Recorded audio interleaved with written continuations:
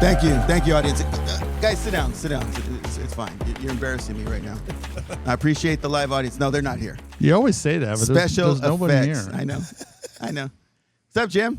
What's up, man? We're on a roll today. Spring break. This is our it. third interview, spring break, and for those of you out there, I apologize, but there have been some adult beverages exchanged amongst us. Hey, we're on break.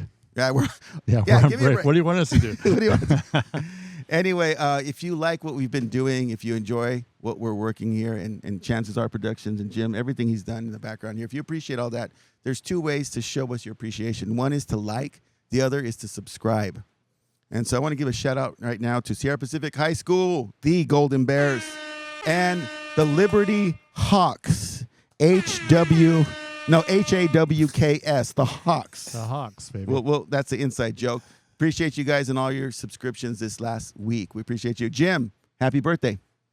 Thank you. So Jim turned 21 on Tuesday, April 8th. I don't think anything on my body feels like it's 21. Nothing's 21? No, what's the real number? I'm 52. 52. Yeah, Bruh. I'm like 52. No, we need a Little John for that. Yeah. That's a... Give me that. Yeah. See, now, we have the headphones on. Yeah. But Nicole and Paul is like, what the hell are you guys talking about? You can't hear this.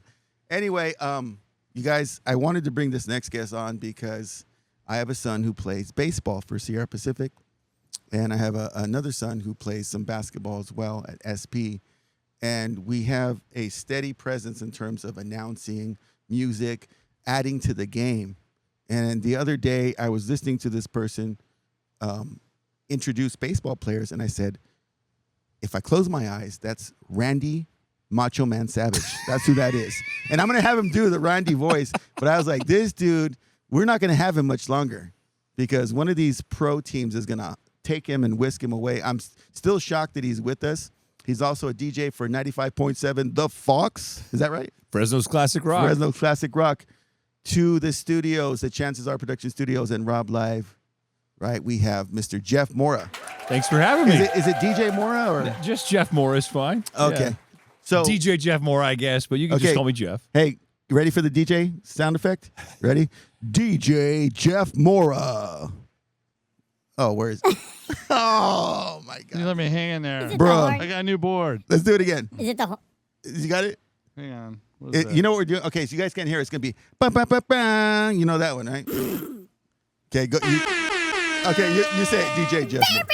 DJ Jeff Mora. And now he sounds funky. I don't know what I did with his voice. Well, I just wanted to let you know that I've been sucking on helium all afternoon, and I'm excited to be here. Oh, I wish you guys could hear it. It's a chipmunk voice. You know what it sounds like? Did you ever hear that song by Nucleus?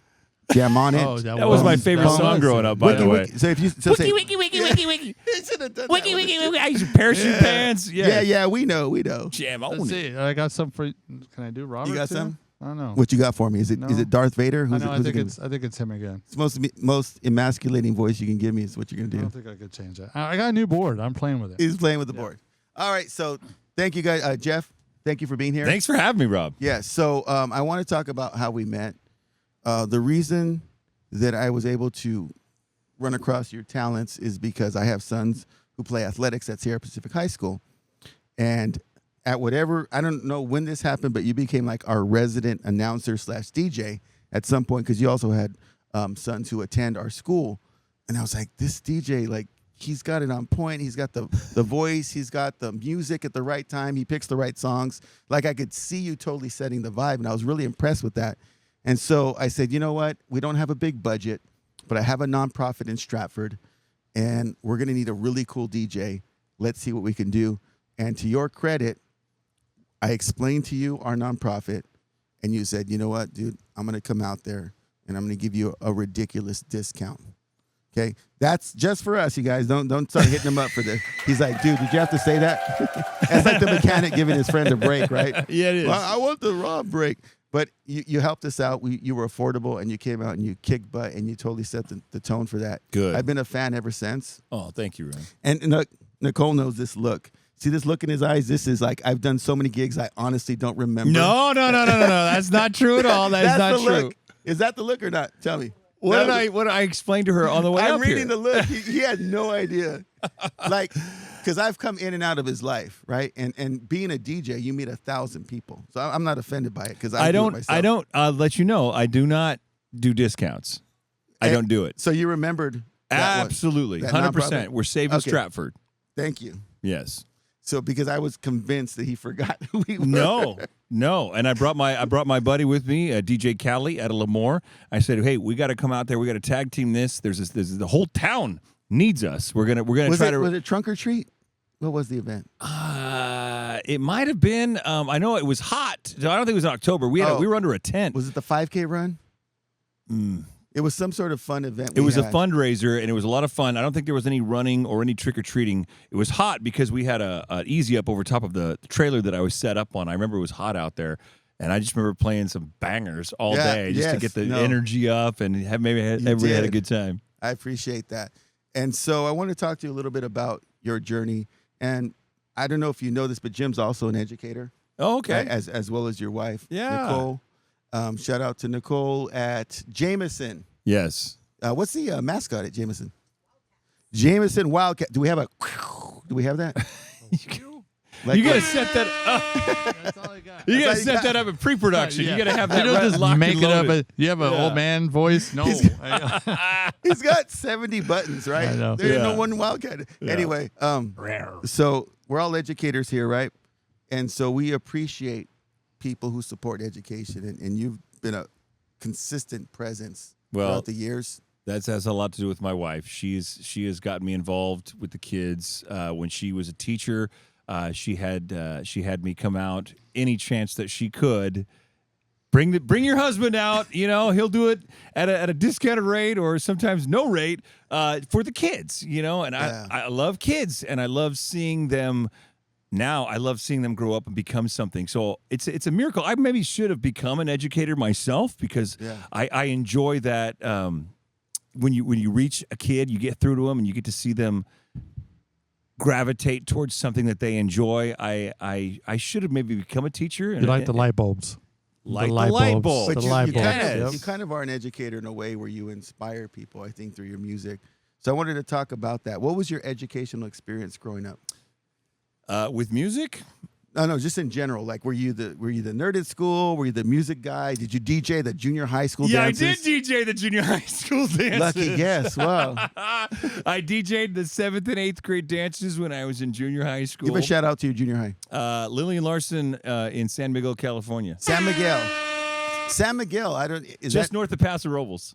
Oh, okay. We were the Hornets. Off the 101? Right off the 101. Yep. I've never been to San Miguel. Yeah, you should go. Well, it's a cute little town. Not many people live in there, but it is a. But I can see it's it my right off the home. 101. Right off the 101. Okay, so Yeah. you're a Central Coast. I'm a Central Coast man. Hancock College. No. That's where I played Oh, soccer. okay. So that's the only reason I know the Central Coast. Okay, all So right. I was there at for 2 years. Questa. That's where I met my wife.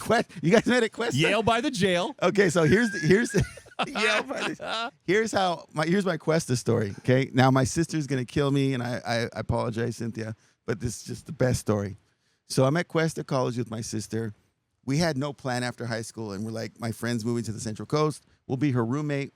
We're gonna live on Foothill Boulevard, right there Nice. in San Luis Obispo. Uh-huh. You guys remember a place called Speedy Taco? I do not. It was in that parking lot with the gas station right on the corner of Santa Rosa and Oh yeah, Foothill. yeah. Okay, I Speedy's know where you're talking about. Yeah. I don't remember the restaurant, but I know It was a exactly what little you're talking about. So my sister worked there, and we were all going to go to Questa, and so we signed up for classes back then, and it was kind of a what is that called, the cattle herd thing when they just move you one at a time? Cattle call, yeah. Cattle call. And so we're getting through, and they're just scribbling our names, and at this time there's no technology. This is 1992, 91, 92. So they write our names down, and my sister's name's Cynthia, and so it's the first class, and as you guys know in college, your first class is like 200 people. Mm-hmm. And you're like, oh my God, I've never been in a room larger than 30 students. We're at Questa, we're intimidated, we're scared. And for whatever reason, on this first day, they had to call everybody's name because if you weren't there, they're going to drop you. Yeah. And you had people sitting on the floor ready to take your place. Yep. It was cutthroat.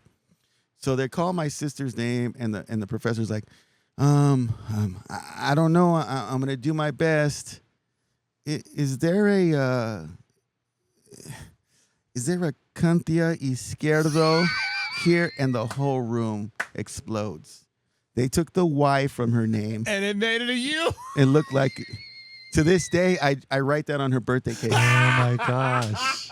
Wow. Oh, you're a good brother. Questa College. So Nice. yeah, and then I was like, my next question, right? Because I should have asked this earlier after registering. Is it, do you guys have a soccer team? It's like, no, we don't have a soccer team. I'm like, I'm out. Done. I was one day at Questa, drove down the road 101 to Hancock because they had a college team. Yeah. Ended up with a 4-year career in soccer. But Questa was my first original experience. Me and Cynthia. So you guys are at Questa. Talk about that experience. Yeah, I came to Questa at a Paso Robles High School, and the Greyhounds. no. Not We're the Greyhounds? Bearcats. The Tascadero is the Greyhounds. They are our Tascadero. mortal enemy. Oh, okay. Oh my God. Oh. I just called you by the Rivals mascot. God, it hurts, Rob. It hurts. It's okay. It's a good attempt. But we were the Bearcats, and I graduated in 1996.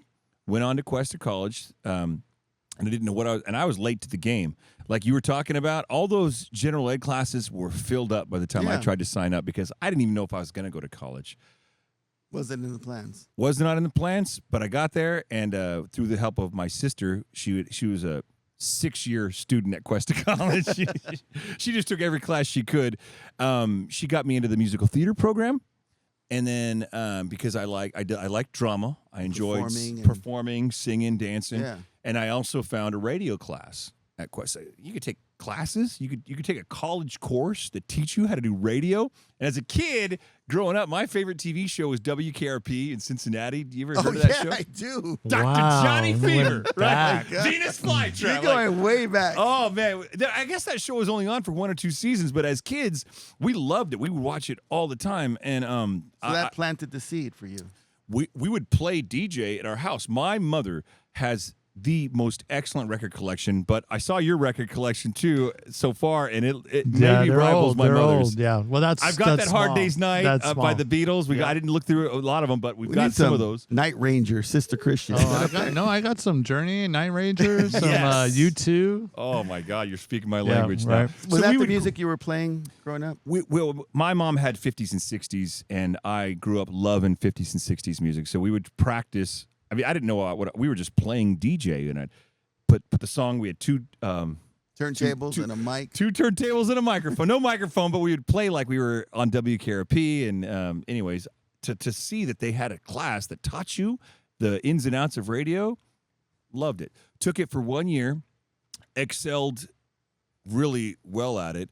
And I only took, I think, 2 years of radio because I ended up getting a full-time job as a 19-year-old kid at a local radio station. What? Yeah, they we had a guy. That's young. We had a guy. I know. I was getting paid as I was taking these classes. I'm like, I don't need to take these classes anymore. What do I need to do this for? I've got the job. Yeah. So I started out at a country station, B92, New Country B92. Did you And, enjoy country music? No.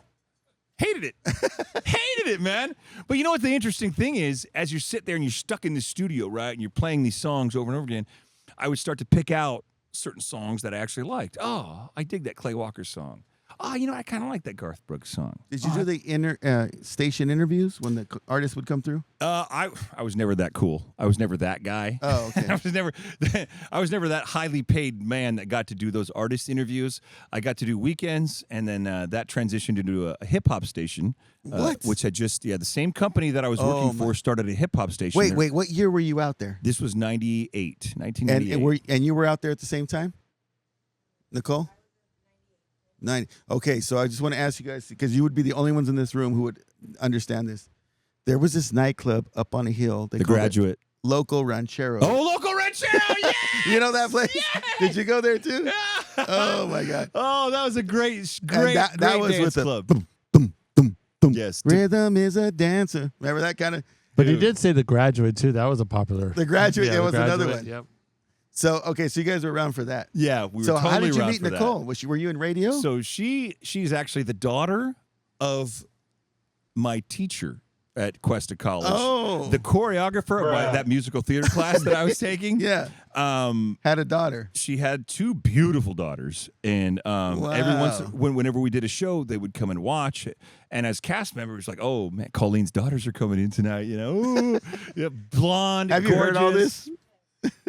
So after my 3rd year of that program, I stopped doing the radio, but I kept doing the musical theater classes just because it was so fun and I loved performing. And I actually wanted to go to Hancock. I thought I was going to go to Hancock because they had a phenomenal drama. Yeah, phenomenal drama program. Oh, yeah, the over Performance there. Center. Yeah. Yes. And I thought that that's what I was going to do. But then this radio thing took off. But her mother was a choreographer, and she was home from college, and I had the opportunity to dance with her in one of our numbers. She came onto the and can he hold his own on the dance floor? Wow, that's impressive with a professional dancer. Yeah. Now, where were you going to school, Nicole, at the time? I had just finished Fresno City, and then I just got picked up to leave to go play. She was leaving. She had was just at Fresno City, and then you got picked up to leave to go play basketball. She got a not even dance. No, she's a basketball player. Oh, okay. She got a scholarship. That was your passion. Yeah. That explains all the athleticism. Yeah, it's not me. It doesn't come from me.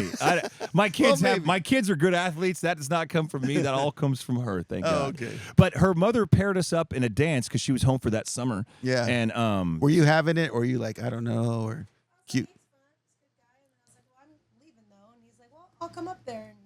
Okay, so Nicole said that, fine, we'll check it out, but I'm leaving, so. And then I didn't let her go. I hung on to her. I said, I'll drive up there. I'll drive 3 hours to Menlo Park to visit you on the weekends. Menlo Park. From San Luis Obispo. Where were you at? Menlo College. I am an Oak. What? Stop. You are not. Stop it. Class of 97. I played college soccer for Menlo College. I graduated. She was there 98, 99. Yeah, she broke records. So I was there 99, 2000? 99, You were right after me. She's in the Hall of Fame at Menlo College. I gotta go look it up. Yes. I was in Crat Hall. You know where Crat Hall is? That's where Annalisa was. Oh, yes. So my 2 best friends from college, Eric and Mike, we met at Menlo College. Isn't that crazy? That is nuts. And the Oaks, and remember all the Hawaiians? Yes, they were so fun to party with. Yeah. So I didn't know I'd never met somebody from Hawaii prior to that. And I see these guys walking around, big linemen. And at the time we had a football team, and they would wear muumuus. And I'd be like, oh, what is that? And then I remember walking through the hallway, and I smelled like the most delicious Spam. And I'm not a fan of Spam. So they took Spam, and they put rice on it and wrapped it in seaweed. And they had these little cookers, and we'd eat it in the hallway. And I was like, this is delicious. Where has this been? And they had the pigeon. Brother, Yes. Brother Rob, Yeah. would you like some coast? Right? Like that. Do you remember that? So you and I lived the same. Oh, That my is God. nuts, Menlo man. College. I can't believe that. I got to find my Menlo College gear. Did you visit me at Menlo College, or we didn't know each other yet? No, I didn't know you. So I was in Atherton there at Crat Hall, graduated 97, and then you were there 99? 98, 99. 98, 99. She was part of the inaugural women's basketball program. The coach sought her out at Fresno City College and said, I'm going to build a program around you. Oh, Come my to Menlo God, Park. Nicole. And so Well, did you feel the pressure to No. wait? Are you okay coming out on the couch? No, you guys are good. Oh man, because there's a story that we're gonna bring you back. you got to bring her back on. Yes. She's my Okay, so amazing wife. so you're driving the Menlo. On the weekends, or she was coming down to see me, but we kept Did you ever it go up to for- Chevy's? Of course. I was a waiter at Chevy's. Maybe you waited on us. Maybe you waited on us. I waited at CPK. CPK, yeah, in Palo Alto, University Avenue. Yes. That's right. Oh, that's amazing. That's crazy. Remember Wow. what was that burger place? The Oasis. Yes. Remember the This Oasis? is badass. And then there was a something tavern. The Blue Chalk. No, something Oh, yeah, tavern. Shock, I remember The blue- that place. Man, we got to go back together as a group. You got to have her on another episode. You Yeah, guys- let's you guys- do the Menlo episode. Okay, so getting back to you, Jeff. Sorry, No, my wife's an amazing woman. It's she is. So you start commuting back and forth, and you're Yeah. working for the radio station. working for the radio station, and as soon as she was done with college, we decided to start a family. Got And what made you guys decide to settle in the in the Central Valley. Central Valley? This was 2000. Where were your roots at, Nicole? 2003. San Luis. So you're San Luis Obispo. Paso Robles. I was a North County guy. She's a South County Okay, girl. so San Luis Obispo, I never understood what a farmer's market was until I moved there, and it was a Thursday night, and I said, what is this? Party. And I remember F. McClintock's had the tri-tip thing, and there was this place called Cowboy Cookies. Yes. You guys remember all that? Yeah. And I remember my sister, you could buy fresh fruit, right? And so my sister, she would buy these giant pomegranates, and I slit a hole in her plastic bag, and I said, hey, show me that helicopter thing you do. And she put over it and came out the Oh, the flew pomegranates. into, yeah. Farmer's market, Cynthia, sorry about that. Sorry. Cynthia. Cynthia. Getting back to your story, though. So you guys are in the Central Coast, and then... So yeah, she wanted to become an educator, and at that time in San Luis Obispo County, they were not hiring new teachers. It was a budget crisis. They were pink slipping teachers who'd been teaching for a long time, and so as a new teacher coming in, she was not going to be able to get a job right away. And she had a sister that lived in the valley in Lemoore who said, "Hey, come over here. You can You can get a job right away. They're hiring teachers left and right. Plus, the housing is inexpensive." Were you familiar with the area? Not at all. You were like, what's a Lemoore? Yeah, the water was Hanford. Yeah, Okay, so is it Lemoore or is it Leemore? it was Lemoore, but now that I am educated, man, I know it's Leemore. Dr. Yeah. Lee. Dr. Lee Moore. Okay. Yeah. And But so you guys moved to we Lemoore. came over here so that she could get her job in education. I was working in radio, and I knew a couple of guys that worked in Fresno and in the Fresno market. So I called them up and said, hey, can you get me on? And so we just decided that we're going to try it. We're going to do it. That was in 2003. We came over here on a 5-year plan to get our jobs going, buy a house, a starter home, sell it hopefully for a profit, and then move back to the Central Coast on a 5-year plan. So if you do the math, 2003, 5 years. What happened in 2008? Oh, yeah. The market crashed. Don't I know it? We were stuck here Yeah. because of the house that we had bought was now worth a lot more than we had paid for it, or it was worth a lot less than we paid for it, I Yes. should say. You're And upside down. We were way upside down. So, and also our kids, we started meeting other parents, and they started making friends, and pretty much our roots started growing here in the Central Valley at that point with our children. And 2008 passed. We were able to get through it, and we decided, well, we're just gonna make it work. We're gonna stay here.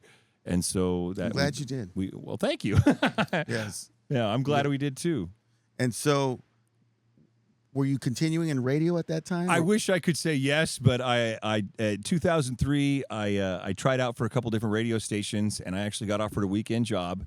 But at the time, I was working a full-time job in sales, which required me to work on the weekends. So I couldn't give up that money to go pursue my dream in radio. I had to put that on the back burner.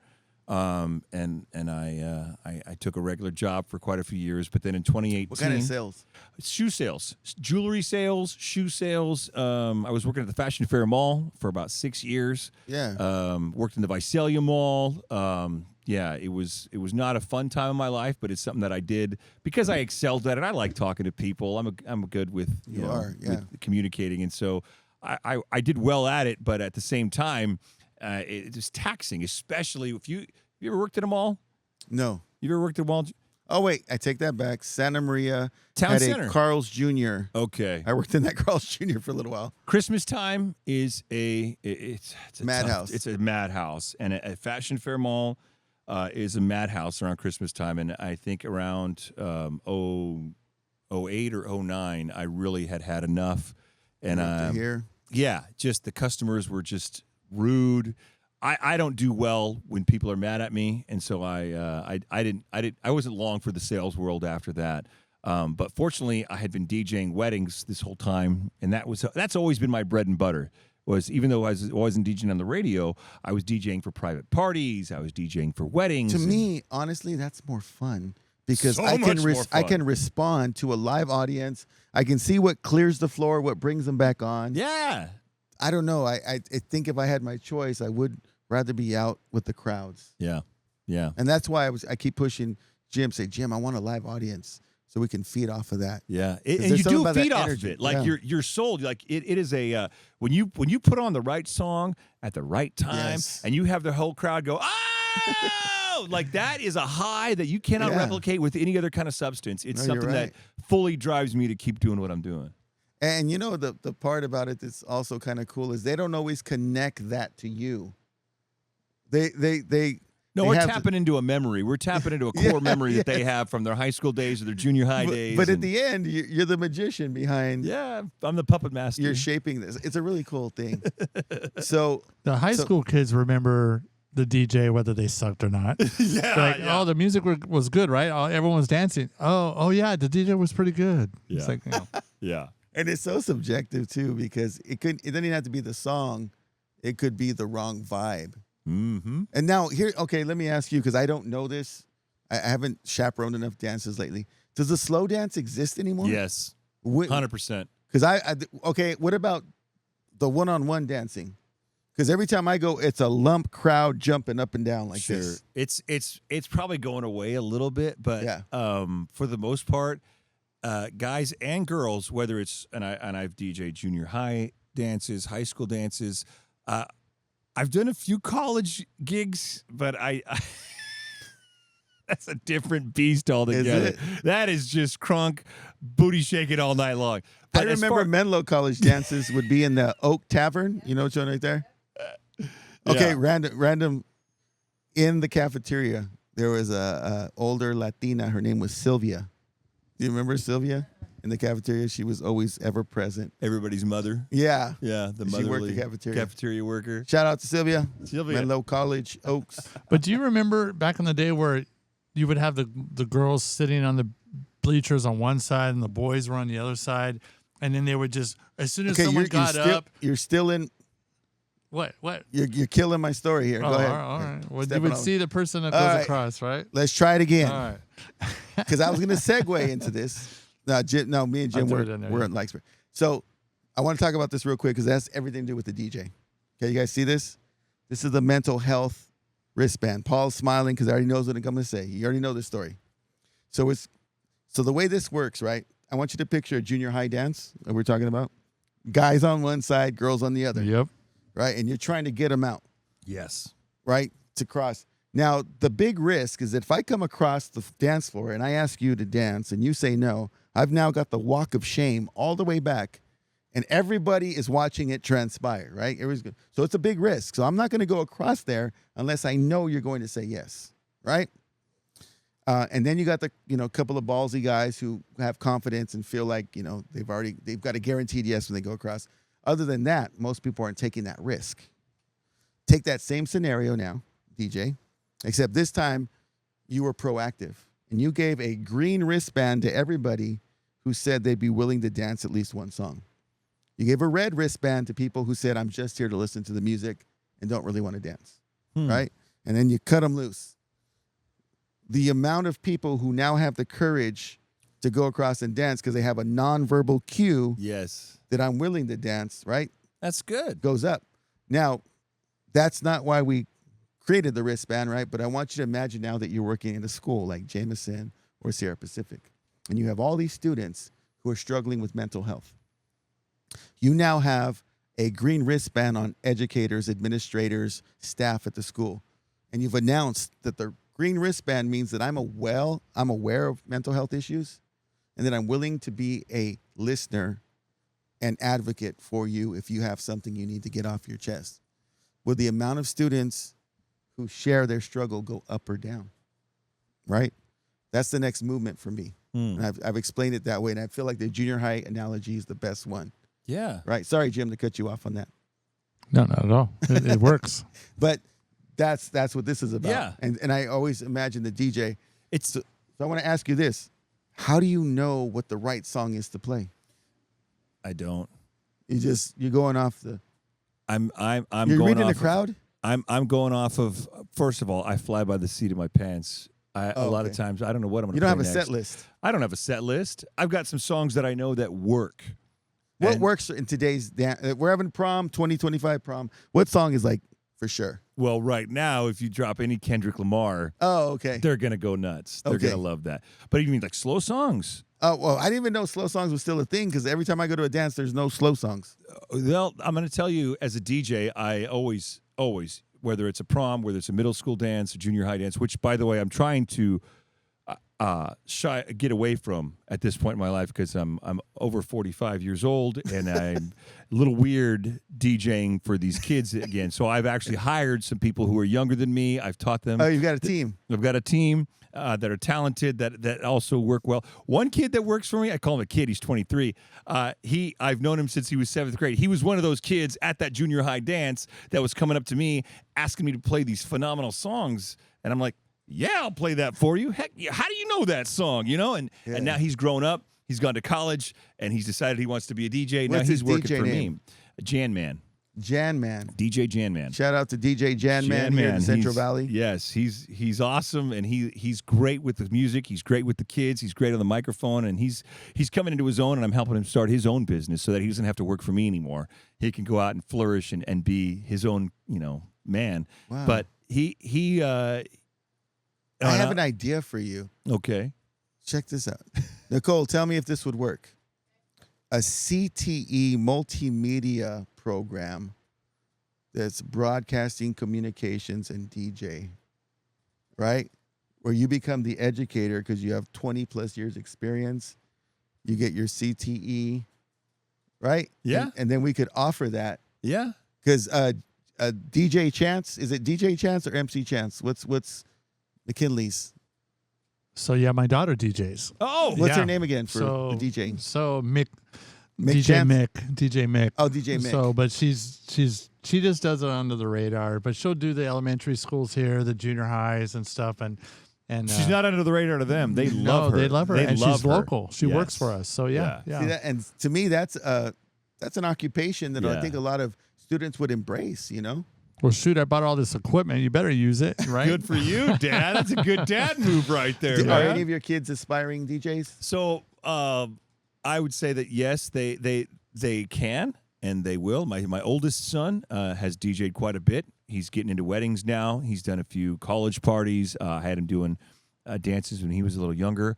I actually took him to some of these when he was of age. I would bring him along with me just so that he could experience it. And I've taught him great music, so I'm confident when he goes out, he's going to know what to play and when. He's 23 now, and he does a good job.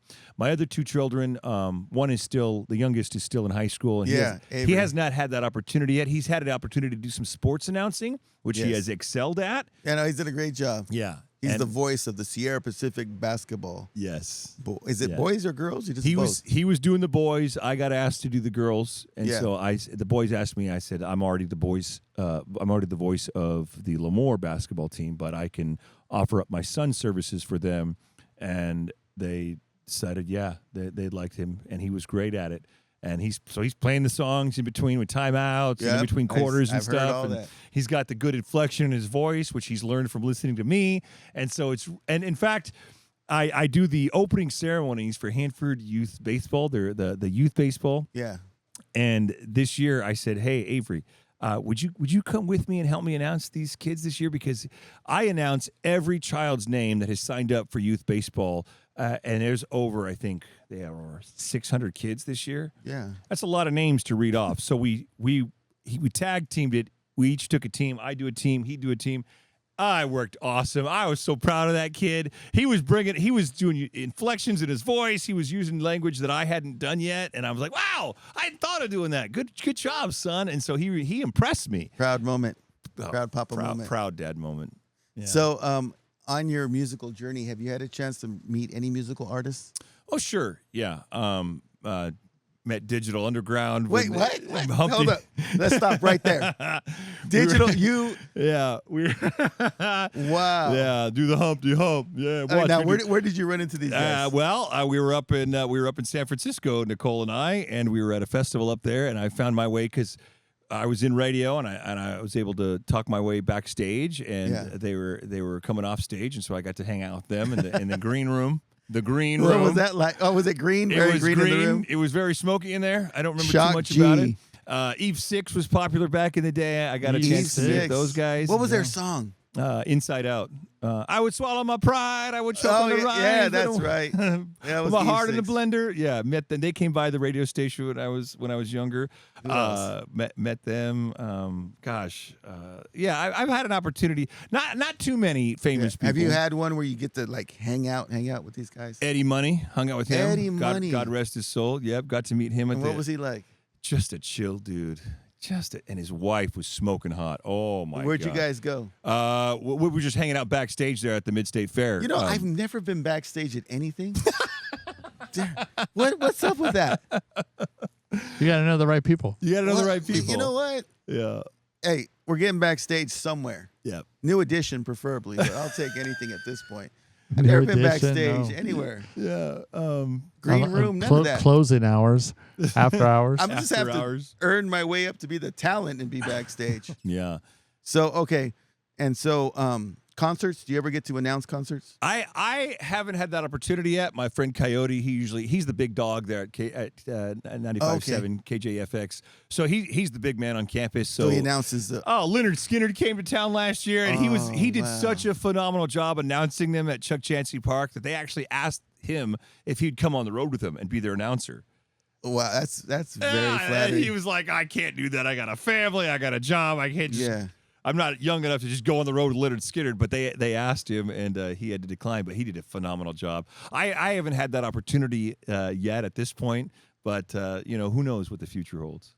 Yeah. Yeah. I think I'm telling you, man, you're right there. The voice, the sound, everything. I read a book when I was younger about voiceovers and how to use my voice. And like I said, I had that early radio training, which really helped me do weddings. Yeah. When you're that voice that people hear, and somebody gave me a compliment the other night. I was doing a wedding just the other night in Lemoore, and people always come up to me at the end of the night, and it's the best part when people actually give you a compliment, and they tell you what a good job you did. Okay, so here's what we're gonna do, because I want these guys to hear this. Okay, I want you to imagine that we're with the '96 Chicago Bulls, and we're announcing the team. And now number 23 is about to be announced. A point guard from North Carolina, Michael Jordan. See, that's what I'm talking about. That sounds like unreal. Right? No, and that's what he does. Oh, and I'm sorry to just throw this on you, but can you do the Randy Macho Man Savage? So I want you to announce number 7. Does he need water? Yeah, brother. When the Macho Man gets in there, he's going to do his thing. He's going to rip them to shreds, brother. Tell me that's not spot on. Yeah, that's a good. This one. is what when I heard that, I was like, we got to get Jeff on the show. So what does Were you like sit in the shower, like listening to yourself, no, who else can I imitate? I'm gonna have to listen to this. I'm gonna watch this show and hear how I sound. I mean, I don't. No, see for that you ask Nicole. She'll tell you the real deal. Does he practice in the kitchen or like how does this all work? I mean, It just comes out, Yeah. right? It just comes out. Do you ever go in front of the mirror? With some alcohol, little incentives. Yeah, you know what? It may be a little bit. Not a lot of times I can't do that. I'm stuck at high school events, so it's not an option. But yeah, I don't know. When you're talking in a microphone and you're listening to the voice in your headphones, and you probably tell this to your students sometimes. When you hear your voice, you learn how to use it as a tool. You learn how to get close to the microphone and sound super serious. There's different octaves. There's Right, different different tones. octaves. Yeah, there's different. Right when you want to sound happy, yeah. what do you do? Mhm. Well, on a microphone, when you want to sound happy, you smile. Yes. Because you can hear, I tell the people, you can hear the a smile. You Yeah. can. You can tell when I'm smiling right now. Right now, when you did that soothing voice, it reminded me of like those old jazz stations. Can you introduce Sade's Smooth Operator? And now, Jade with Smooth Operator. See, like that. I remember that. Do you remember that, Paul? It's a tool, like your voice, my voice. That's Yeah. I don't know how to build anything. I can't weld anything. I can't do anything constructive. But with my voice, I can construct a whole story. Yeah. And there's a market also for storytelling on YouTube, right? We have a friend. Shout out to Dallas Poor with Warriors of the Wind. He does voiceover work, and he sounds like Sam Elliott to me. Oh, what a beautiful voice on that man. Yes, and so he does voiceover stuff, and so I think there's something out there for you. Yeah. Well, and we'll see. it's a matter of marketing and just getting out there. But I think it is something where I think you were born with that voice. It's not. I mean, I think a lot of us talk through our noses. You know, my wife's always was reminding me like, sound out your words because it sounds like you're blending them all together. Sure.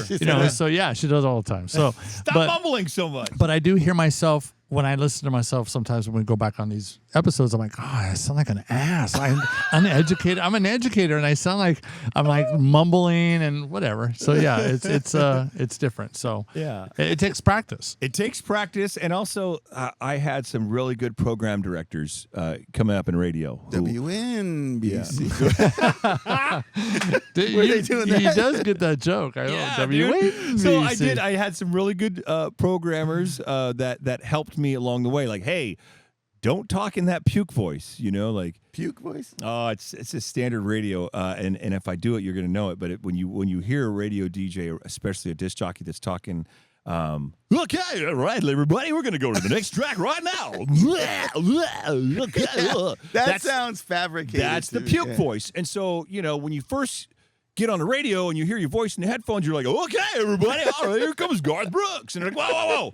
No, calm that down. Just talk normal. Just use your regular voice. You know what culture does that a lot? What? Spanish. Oh, yeah. Spanish. Yes. And un Pepsi con Coca-Cola and whatever. Yeah. But it's funny though. It's when they can Radio speak Lunica. Yeah. Ay, Dios mío. Yeah. No, but this is funny. I remember being at a wedding once, right? And this was probably in Dinuba somewhere. And I was used to hearing the regular mic check from the musicians, right?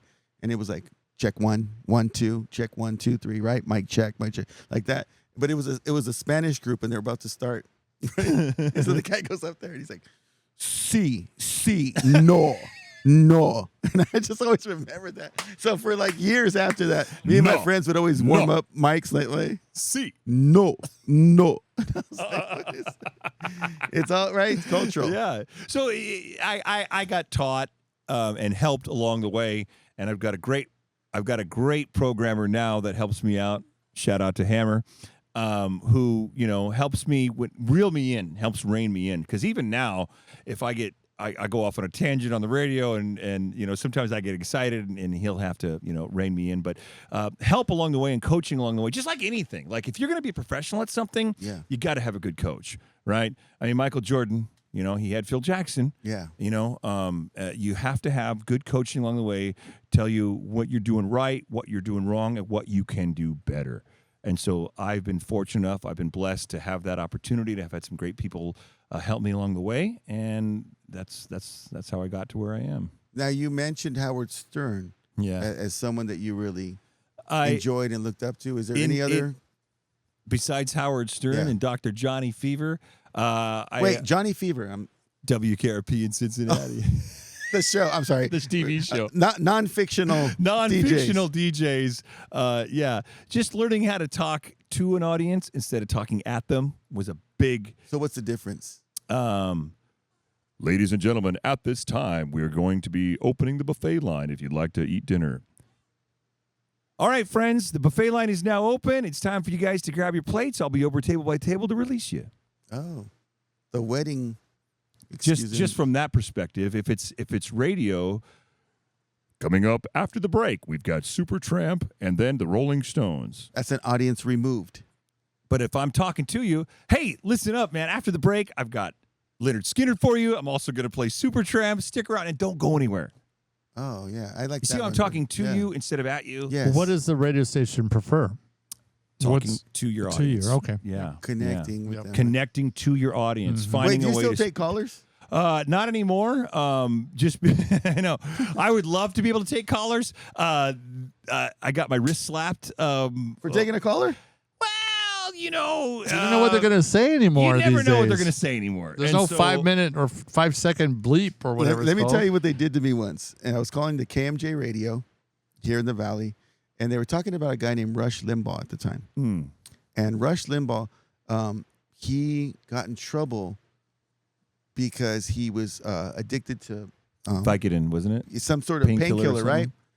And they were arguing. They were commending him on KMJ and saying, "Hey, listen, man, you know, Rush is a human being like anyone else, and he decided to come forward and admit that he had an issue, right?" Well, the reality is that his maid had identified his addiction, and she was going to go to the press with it, right? And kind of like forced him to step forward. And so I wanted to point out the distinction. There's the difference between getting caught and it's all right. I'm gonna get ahead of it as opposed to just I feel bad. And so I was going to clarify that. And it was a conservative talk show. And so I said, hey, this is Rob from Atherton. I was driving home from Menlo at the time. This is Rob from Atherton. Just wanted to share my 2 cents on this thing. And the DJ was like, okay, well, what's your 2 cents? You need to know ahead of time. I said, well, I just wanted to point out that Rush did not step forward. He was actually threatened by his maid. Right? So he's trying to get ahead of it. And they're like, oh, okay, we'll have you on. So then when it was time to put me on there, I could hear, you're on the phone, you can hear. They said, we have Lolo from Oakland here with us, right? All of a sudden I was Lolo from Oakland. How did that happen? Well, it was to discredit my opinion, right? They made you sound like Lolo from Oakland. wouldn't. Now, who you envision who Lolo might be, right? That's up there with Roro and Rerun and right. That's not in there. And so I was like, wait, how did you get Lolo from Raw? And so for years, like I told my friends, and we would joke, and they'd call me Lolo. And I'd be like, dude. But did they let you say the message? Yeah, as Lolo from Oakland. But you didn't come on and correct them and say, no, I'm Rob from Atherton. My name is Robert. When I tried to correct them, they said, oh yeah, no, we just want to hear what you have to say.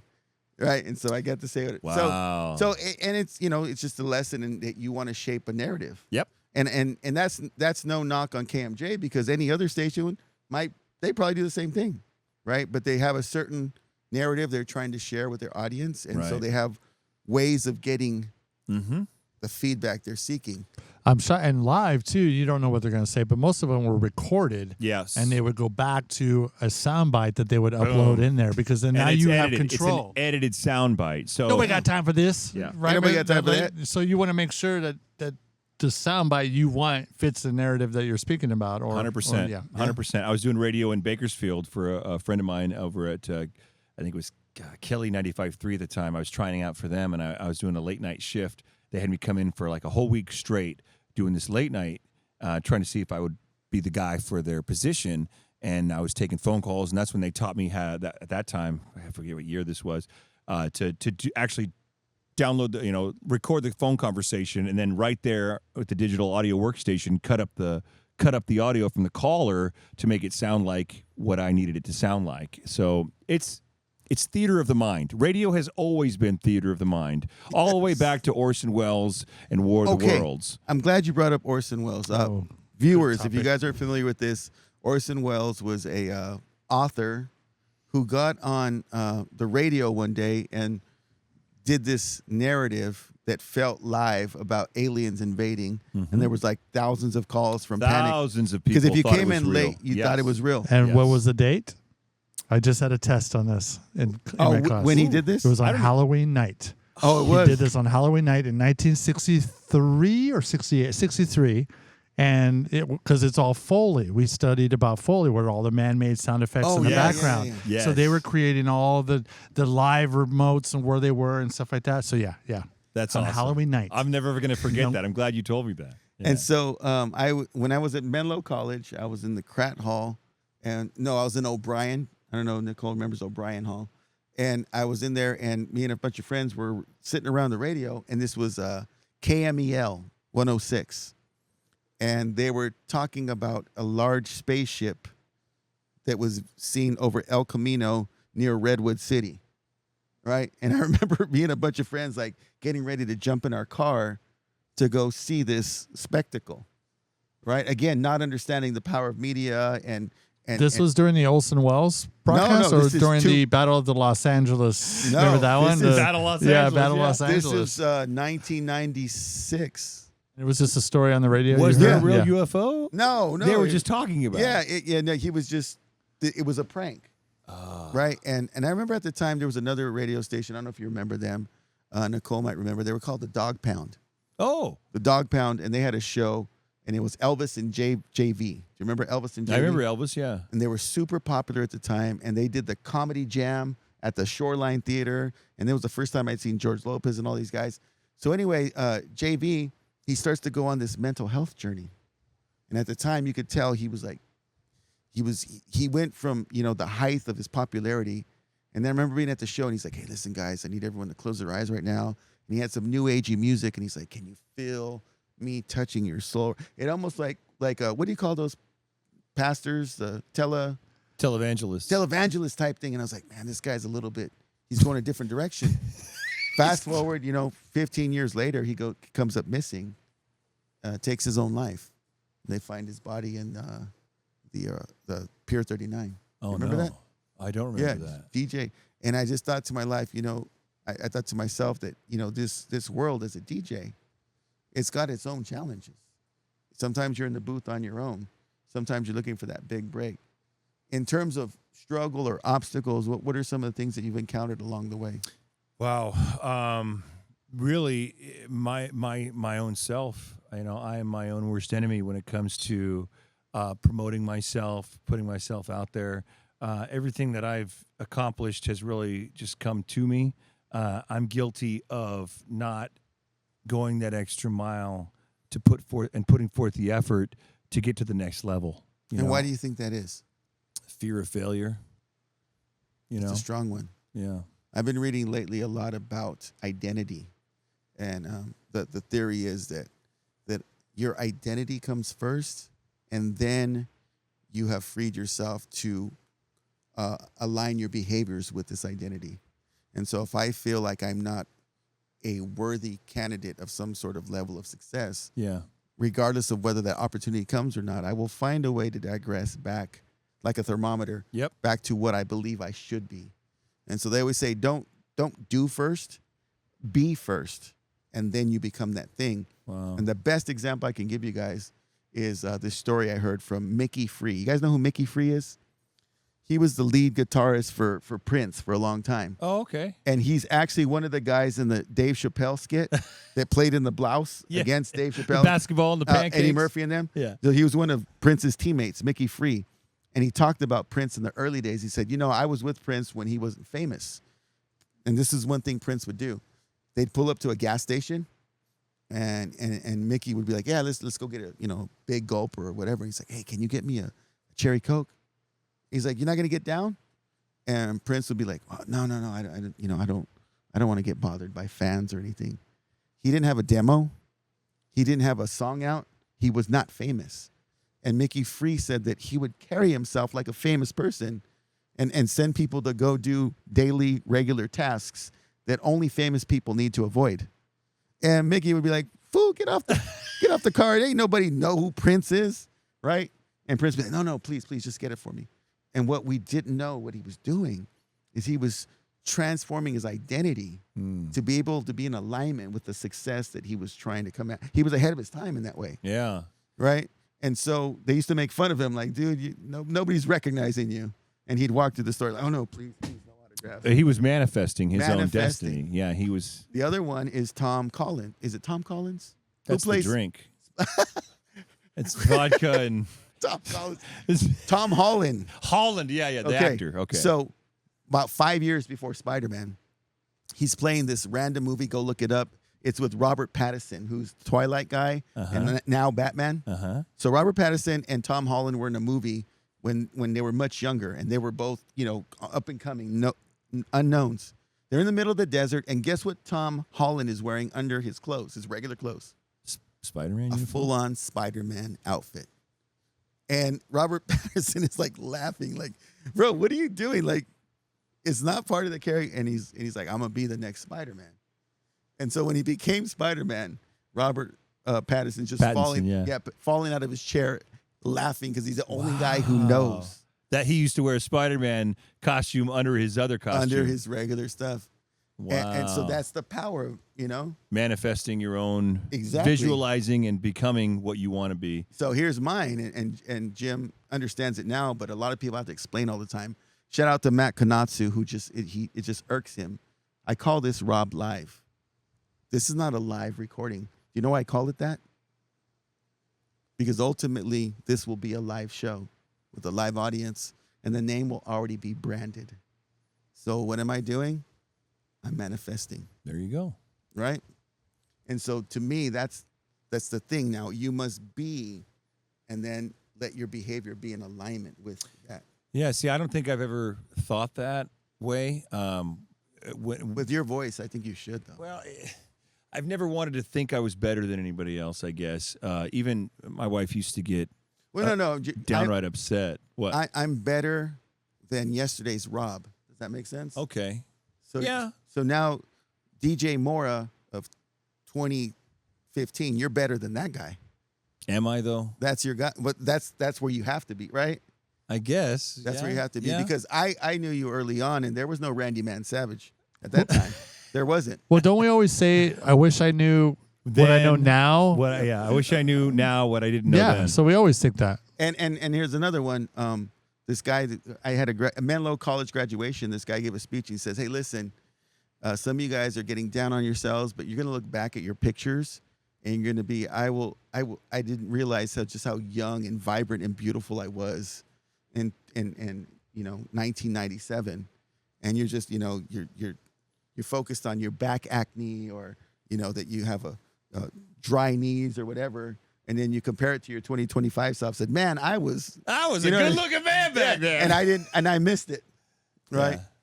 And Jim tried to say it as nicely as possible the other day. He had a video of me like 25 years ago. He's like, "Hey, yeah, you had like cheekbones and stuff, like your face was narrower." Yeah, and he was, you weren't as plump. Yeah, and he was like, "You're just." He was trying to call me handsome in a very nice way, but but at the time, without being gay, right?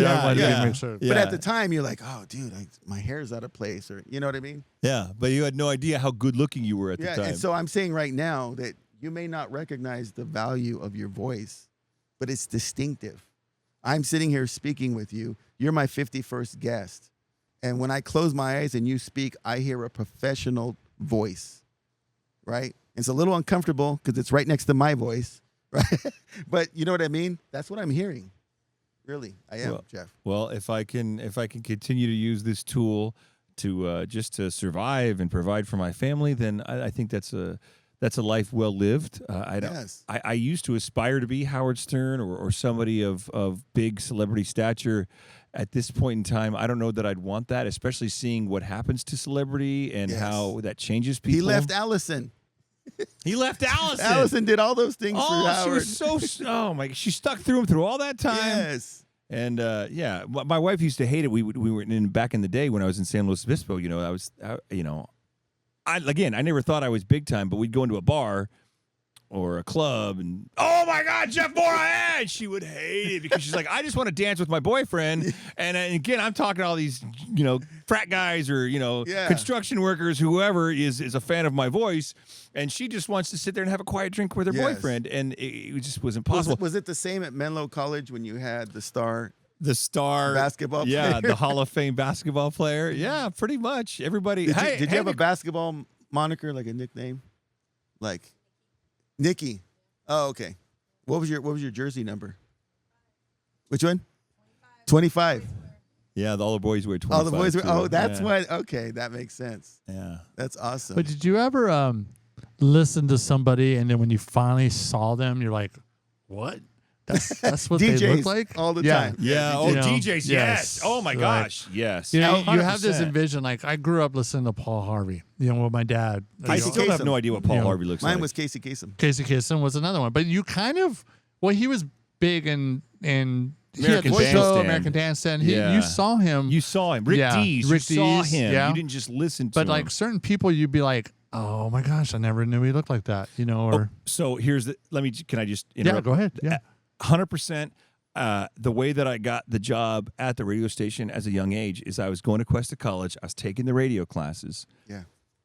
I'm waiting tables at Caro's restaurant. Caro's. You remember Caro's? Yeah, that was like Denny's, a little higher. It was like end a little Denny's. higher end Denny's, right? Yeah, same company owned them both. But I'm waiting tables, and I'm serving, and I hear the voice of this guy, one of my customers, and I'm like, I know that voice. So I asked him, "Are you Rick Andrews?" And he said, "Yes, I am." And I was like, "Oh my God, I listen to you all the time." And he was like, "Really?" And then he became my boss. He hired me to be that. That's how. Eventually, oh, you know, it wow. took some time, but Yeah. you know, that connection, because I heard his voice. He didn't look a thing like and I'd been listening to this guy since I was a kid, like Yeah. 11, 12 years old. Did you ever like listen to the radio and with the tape recorder and record your favorite songs? Yeah. Like, remember that era? Yeah. I think that was every 80s kid, Okay, right? So I would listen to Rick And then Andrews. stop. And then to meet him at the restaurant, he was at my table. I was over the moon, but he was kind of shocked that I recognized his voice. Looked nothing like I imagined. Nothing. Visually, do you get any comparisons? I have one in my brain. It's one of you. Who I look like now? Yes. So, maybe Howie Mandel now, but I'm as going further back. as a kid, as a younger man, I had a lot of comparisons to Michael Richards from Seinfeld, like Kramer. Oh, okay, yeah. What I see, and I don't know if you guys see it. Do you guys know who Frank Zappa is? Franks, no. He's right. Frank Zappa, He's an artist, the He's a distinctive. musician. He had the. Oh, okay. Distinctive So mustache. it's the facial hair. Yeah. It's Yeah, got to be. I like- yeah. and the but he had a hats. big, prominent nose on Yeah. him, big curly hair. Cool. He had some cool hats too. Yeah. When he was Jim he Croce. he shaved later. Jim Croce. Yeah. Jim Croce. Yeah, you do. You have a very celebrity look about So you. what's your ethnicity? I am. Thanks for asking. Spanish, Italian, Portuguese. Oh, Okay. Yeah. So your family's originated from California, or where are you Yeah, from? Spain to Mexico, and then up into California from my father's side. So Mexican and Spanish, and then on my mother's side, Italian. More. Because you're very tall for a. My mom's 5'10", my father's 6'2". wow. All my brothers and sisters are tall. The boys are tall. Yeah, Right. my kids are tall. God bless them. Yeah, I don't know where it came from, but my great grandfather, who came over from Spain into Mexico, I guess he was a tall, slender man also in the early 1900s there. And then I know my grandfather was a tall, slender man, and people tell me I look like my father. Again, he was only 6'2". He's kind of short, but they said I kind of resembled him when back in the day. Mora. So I want to end this by having you share a little bit of insider knowledge, given all the years that you've done this. And it's when I see someone who pursues the arts, it's a little bit different because as an educator, right, there's a certain path that you know leads to a guaranteed position at some point. When you're in the arts, nothing's guaranteed, Nothing. right? And so you've stuck with it all these years, and you've hung on to your dream, and now you are a DJ at a radio station. What would you say to the next aspiring DJ in terms of chasing their dream? What would I say? I would say trust yourself. Don't try to be someone else. Find your voice. Find your own voice and work on making that genuine and authentic when you speak. If you speak with authenticity, if you speak with purpose, every time I crack the microphone, I know what I'm going to say and how I'm going to say it and how I'm going to wrap it up. I don't ever crack the microphone without knowing what's going to happen. So I would say find your voice and be genuine. Don't try to be someone else because you will sound fake, and people do not respond to that. They respond to authenticity and warmth, and that's what I would say. If you want to pursue a voice career or anything like that, find that voice and be genuine and true to yourself. No, that's excellent. I hear that from a lot of artists. Also, like I used to audition for movies and stuff when I was younger, and they'd always have like 17 cameras. They'd be like, "Be yourself," and I'm like, I don't know how to be myself. Yeah. With all this on Yeah. here, but if you can tune it all out, right? and just be your authentic self, there's no one like you in this world. Exactly. And there is no one like DJ Jeff Mora with Fox. Give me the numbers. 95.7 The Fox. When can we Fresno's catch you? Classic Rock. I do the big show, 10 to 2, Monday through Friday, right after Bob and Tom, right before Coyote. 10 to 2, Monday through Friday. Between the greats. Between the next greats. I'm stuck right in the middle. You can hear the sound of my nasally voice right in there. All right, guys, we're going to put the link to all of that. We're going to share a little bit more about Jeff, any additional stuff we can find that he wants to share with us in the description. Please like and subscribe if you got something from this episode. Aspiring DJs, if you want to reach out to Jeff. Yes, we will also include so. some links where you can reach out to him. He seems to me like a kindred spirit, a fellow educator, and I think he'd be willing to share some great insider knowledge from all of his years of work. Thank you for coming on the show. Thanks for having me, Rob. This was a lot of fun. I well, appreciate we're going to it. come on your show as well. Okay, I Right, hope so. Hey, Jim, we're coming on? We're going to come Yeah, on. let's You like do the way I it. invite myself? Yeah. I'm there. I'm And there. you got to have my wife on next. Yeah, for She's sure. got an amazing I know, story no, also. Menlo. That's a small oh, world. my God. That's Menlo. crazy. Yeah, so we're going to have Nicole next. This is the Mora part 2. All right, guys, thank you being here. Again, spring break. Have a great time. Be blessed. And as always, it's love, peace, and chicken grease. Rob Live, and we out.